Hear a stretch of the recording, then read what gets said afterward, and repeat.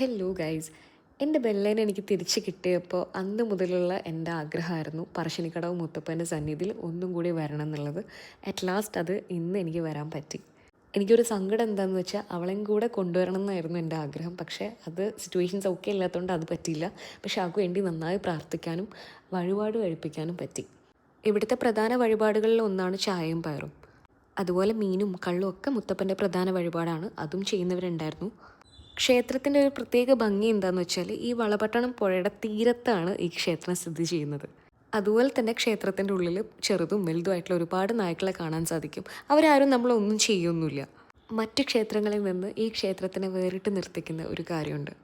ഇവിടെ ജാതിയോ മതമോ ഒന്നും നോക്കാതെ എല്ലാ മനുഷ്യർക്കും ഒരുപോലെ പ്രവേശനമുണ്ട്. പക്ഷേ ഒരു നെഗറ്റീവ് ഉണ്ട്, അത് പറയാതിരിക്കാൻ പറ്റില്ല. ഈ വഴിപാട് കൗണ്ടറിലുള്ള സ്റ്റാഫ്സൊക്കെ ആളുകളോട് ബിഹേവ് ചെയ്യുന്ന രീതി അത് വളരെ മോശമാണ്. അപ്പോൾ ഇവിടെ അത്രയേ ഉള്ളൂ. ഇനി അടുത്ത ക്ഷേത്രത്തിലേക്ക് പോവാം.